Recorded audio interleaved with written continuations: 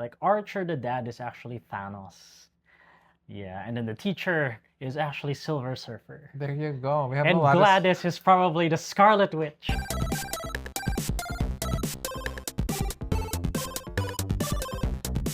Hello, everyone. It's Joff. And I'm Ben. Welcome back to another episode of Joff and Ben. If you'd like to see this entire video, it's also available on our YouTube channel called Geekroll. Come visit Geekroll for some hand-rolled and wasabi hot takes. Uh-huh. And if you just want to listen to us and not see our faces, which will make me sad, just kidding, no. You can find us at Spotify under Joff and Ben. Yes, Joff and Ben, if you prefer listening over watching videos.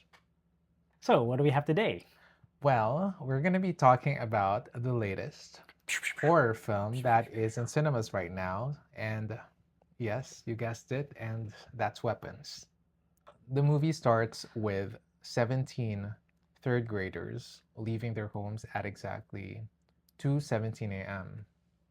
Now, it's very mysterious because they left their homes without them being taken or being kidnapped. They just left in the middle of the night and they disappeared somewhere. Nobody really knows where they went. What do you initially feel about this? Well, that was the scary thing. I actually did not think this was supernatural at first. I thought I had no idea what to think because Weapons made it sound like it's something like not scientific, but more like, more tangible, more physical, more corporeal. I had no idea it was going to be supernatural, but what else could it have been? I Like- actually thought it would be more aliens because of the title. It's Weapons. I Yeah, thought the titles was yeah. very confusing. This is a film about witchcraft Yeah. or voodoo, and the appearance, I don't know, the idea of a weapon is something for me that's more related to war or aliens or something, but not Yeah. witchcraft. Yeah, So weird. it's very odd. Yeah, which might be intentional on the part of the writer, but invites conversation. Justin Gandhi is actually, did you know? Yeah, she was actually featured in a movie that we just reviewed, our very first podcast. I'm pretty sure a lot of you missed this because she is unrecognizable. Not with- I missed it, yeah. Not with the silver paint on her face, because Justin Gandhi, the actress, was actually also Shalaval. She was actually Shalaval. Can you believe that? Yeah, the That's Silver like two Surfer. movies like so close together. She's Yeah, and both are pretty good. both are pretty good. And she's I thought she was pretty good in this film too. What do you think of the character of Justin Gandhi here? Well, she was a concerned teacher and, but under a lot of stress to the point that she went, philandering. Can we say philandering for females doing it? Or is it only philandering husbands? Along with her being an alcoholic. She was under a lot of scrutiny and pressure from public, from the principal, from the parents, from the news, because she is the teacher responsible for these 17 missing children. But the thing is, when they went missing, it wasn't really during school hours. Yeah. These students were at home with their parents. So Yeah. It's not under her jurisdiction. not under jurisdiction at all. So I don't understand why. I suppose I understand a little bit why the parents wanted to pin on her because they were very emotional. They just needed They needed someone to blame. somebody to blame. Somebody Yeah. had to be The liable. scapegoat. Yeah, the scapegoat, liable for the disappearances. For her, she kind of sets the tone for the movie to be more grounded and more human-centric at the start. Right. Yeah, because we're showing how she's so concerned, and then she's dealing with it by having sex and drinking and whatever. But also the horror part starts creeping in, and they had to put in the jump scares. There were a bunch of jump scares for Justin Gandhi. She was having nightmares, night terrors because of the incident. She Yeah. would see things that we're not sure if she was actually dreaming or if it actually really happened. She kind of put it upon herself to investigate because she felt that people around her weren't doing enough to find the real reasons or issues. And she was right. she stayed out watching Alex's house. And And then- there were a lot of unusual things going on there. Justin fell asleep, but kept her car door open to the point that that woman was able to open the door and like cut her hair. Yeah, a lot of people in the cinema were just gasping. But I don't think that would, unless she was really really drunk, which they established. That, Yeah, we would assume that she would wake up and she was whatever. mixing so much alcohol into her drinks, and I assume that she was so intoxicated that she didn't even realize somebody entered her car, Yeah. probably, or just general exhaustion from overthinking. Yeah. When the movie moves on, they show another character, which is Archer, which is the primary parent figure in the movie. There are a lot of parents, but they only show Yeah, one parent character, which is Archer. in his dream, okay, Right. chasing his kid, like going from entering a different house, and like before he could enter the house, he's looking up like, what's that thing on top of the house? Of course, he sees the gun on top of the house, and he sees his son just run inside Alex's house. So of Yeah. course he runs after him, right? And he ends up in the bedroom, and he thinks that his son is just like curled up in the bed. Mm. And upon closer inspection, Yeah, it turns out to be like, it's some weird woman monster fake out thing. I Yeah. actually found it funny because a lot of people screamed, and I was like, oh yeah, that's exactly what I was expecting. It's funny though because they made it very clown-like. Yeah, but at this point, we didn't really know why it was clown-like. We didn't Yeah. know why it looked like that yet. Yeah. He bumps into Justine at a gas station. Yeah, she bumps into Justine in a gas station, and Yeah, that's where his segment kind of cuts out. you're right. Yeah, because we have to go to a new character. Yes, because the movie cuts to a new character, and now we are talking about Paul, the cop, which is also the ex-boyfriend of Justin. Is this Yeah, correct? yeah. Not really gonna get much into this because I honestly feel it doesn't even advance the main storyline so much. It's just basically background story for Justine and the cop. It's really not that relevant. Yeah, I kind of feel like Yeah. of all the different perspectives, if you remove the cop, the movie would still be the same because most of his plotline things were tied to the thief, which is the next character. Right, yeah. But this one is just him finding the thief, James. Yeah. Is in a funny bit where when he takes him down, it's like a whole car There's chase. a whole car thing. chase scene, which is so unusual for me. I'm like, why is this here? Like, it's like you expect horror, and then here I am watching crime investigation. It's just so odd for me. The next character, where the story cuts into, is now the thief, which his name is James. And during one rainy afternoon, he decided to break into Alex's house.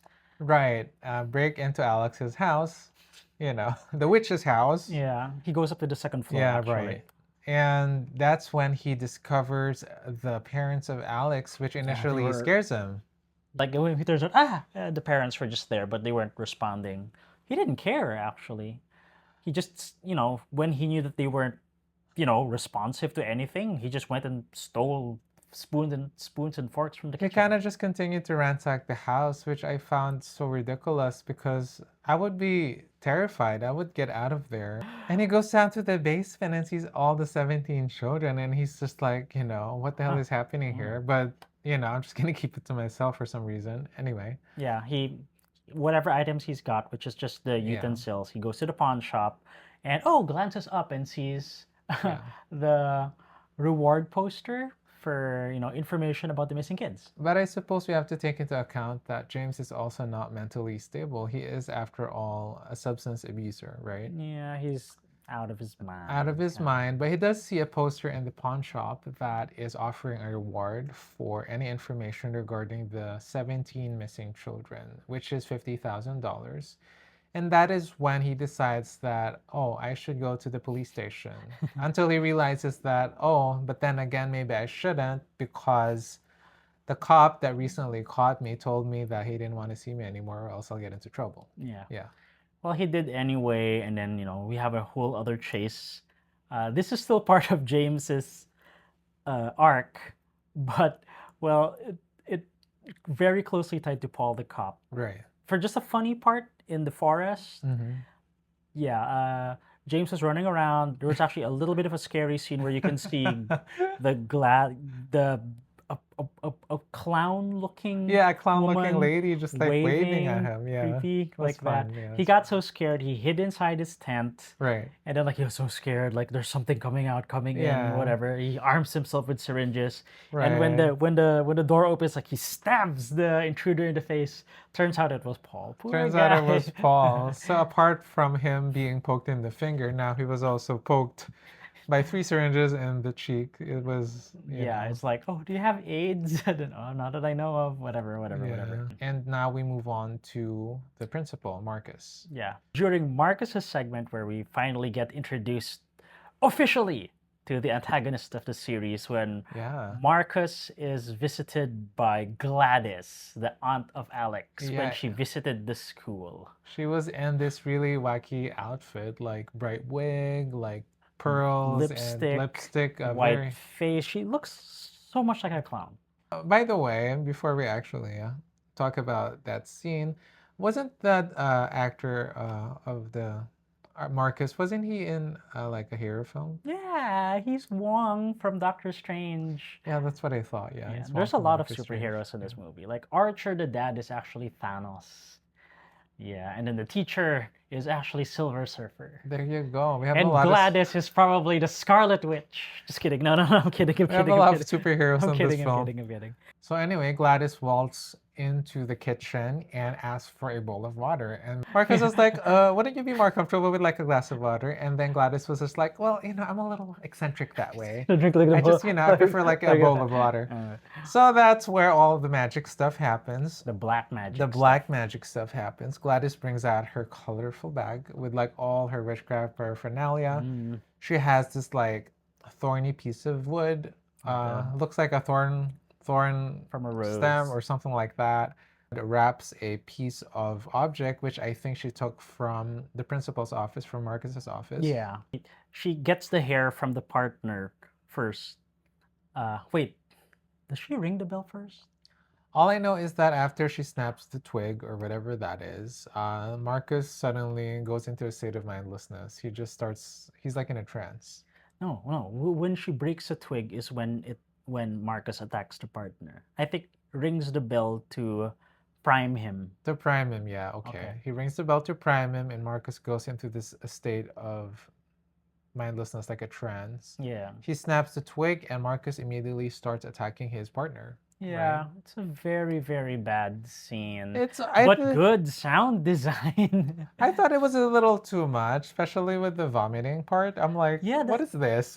Yeah, the vomiting was not seen again in any other possession I thought it scene. was It was unnecessary. extra. It was too extra because It was like it just never ending, and there was no hint of the black liquid or whatever. his boyfriend would have died if he just kept on hitting him. He didn't have to vomit on him. What's the Okay. point, right? Yeah. I was like, oh my gosh, is this how they possess people? They like vomit, and then some of the vomit probably goes inside the mouth.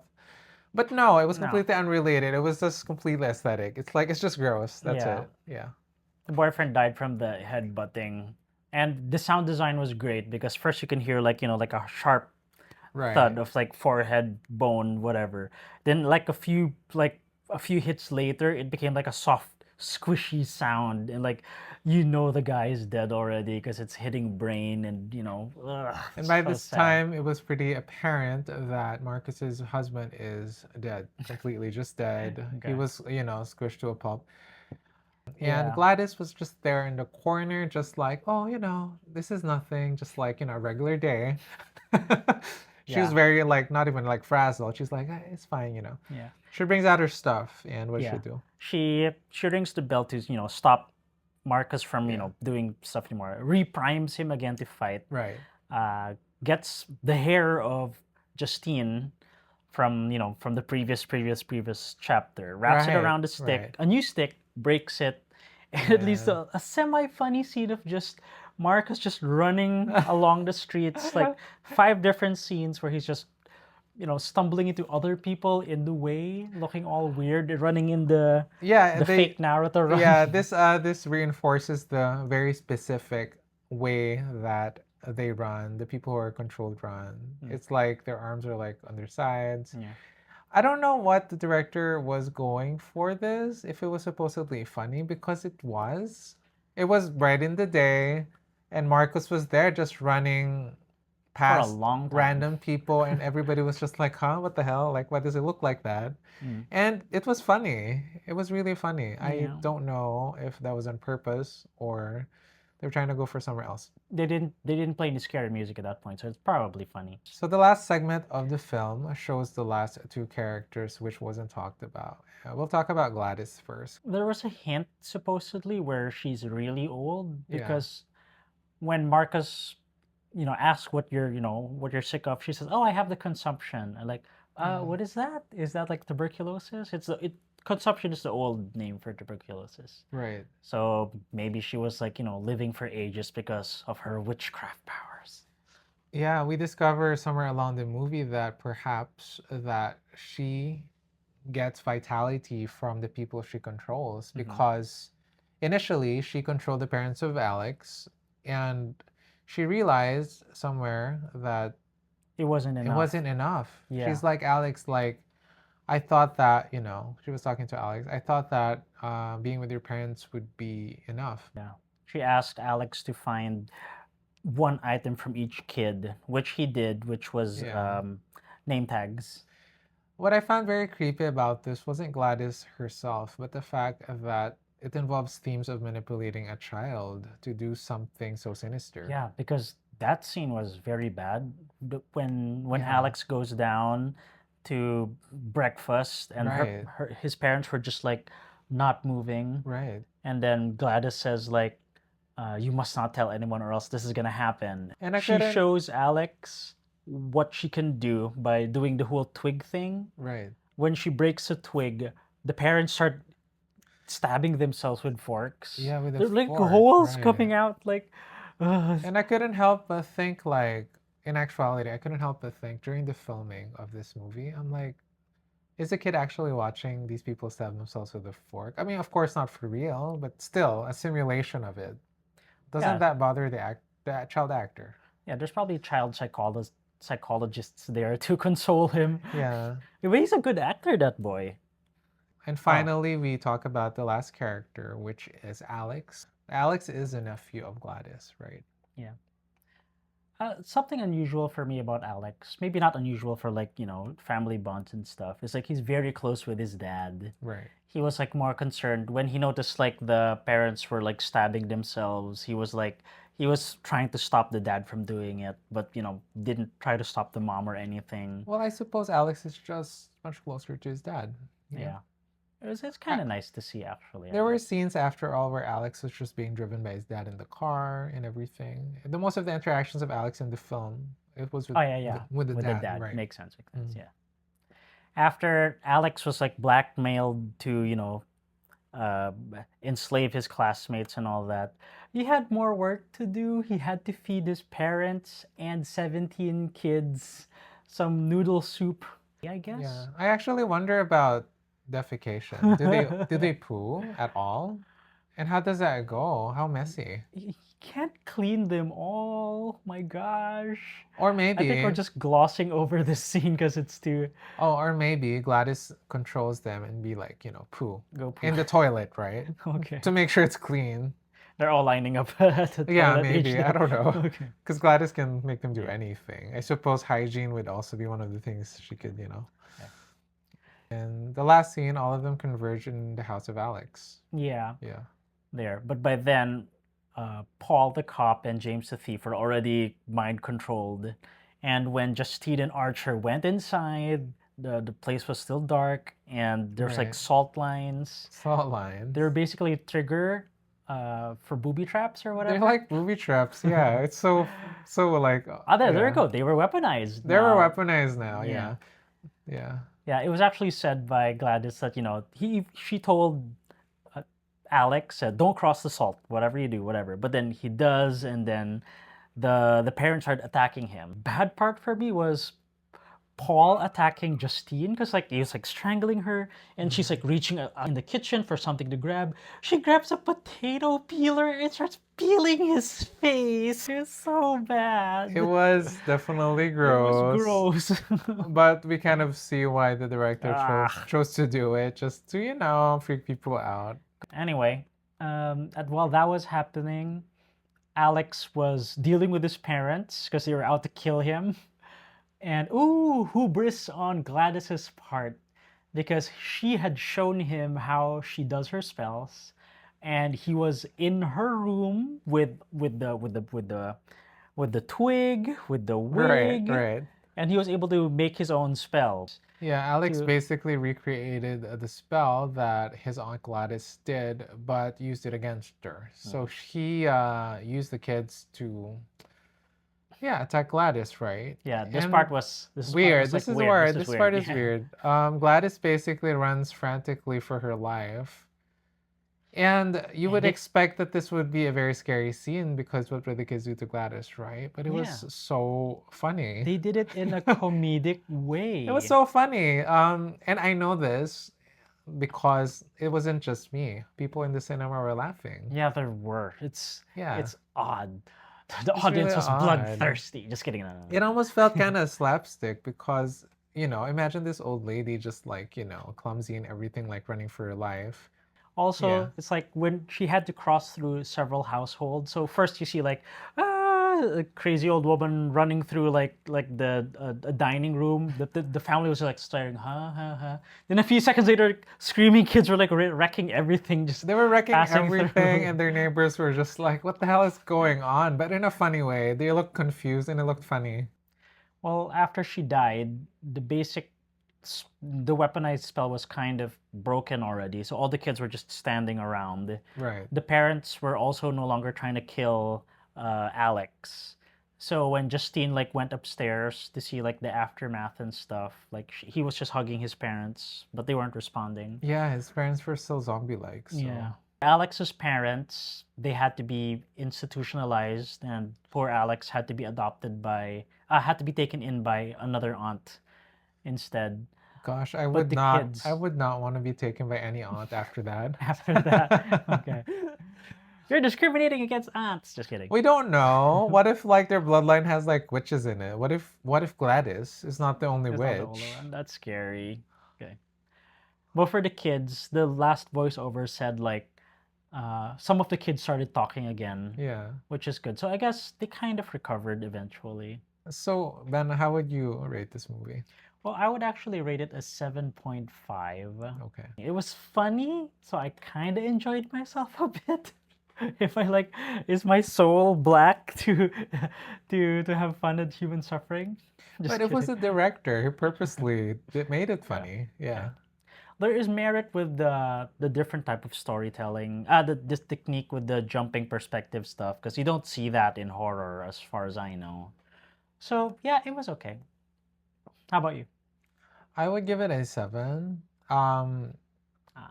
Differing opinion. I think it's a good film, okay? It is a good film. I would still recommend it to my friends and family to watch. Although, would I say it's the best horror film? No, not really. I think the ratings for it were a little overrated. There were scenes that I felt weren't necessary at all. Like what the hell? Why is the girlfriend of the cop stalking Justine in the liquor shop just to like, what is that scene about? Like it has no bearing in the movie. This is It was still scary though. Yeah, it was like a drama whole love affair thing, which like why is that there? I don't understand. And the whole affair with the cop and the Justin, they didn't have to stress on that at all. I thought there was also a scene with the cop and James the thief. The whole chasing It was too scene. long. Too long, too dragging, and also unnecessary. Okay. So there were a lot of character building in the movie, which I appreciate, but also I felt that it was kind of boring. Sorry. Okay. No need to be sorry. These are like your opinions, and it's fine. Right. Yeah. There's no wrong answers in Yeah, this. I love the jump scares. I love the theme, witchcraft, and just scary. So catch it while you still can in theaters, because I'm sure this is gonna go beyond its regular screening. Yeah, it's gonna For be here time. for a couple more weeks, so you watch it. If you haven't seen it yet, well, if you watched our video, then we spoiled it for you. Oh no. Okay. Anyway, that's fine. That's fine. No, no. Watch the movie, then watch Yeah, this again. Just yeah, kidding. watch the movie and watch this again. Maybe leave a comment on like what you think about this review. If you have your own thoughts, just let us know. I'm also curious. All right. Again, I'm Joff, And I'm Ben. and we'll see you again for other movie-related topics. This is going to be our next topic. All right. Bye.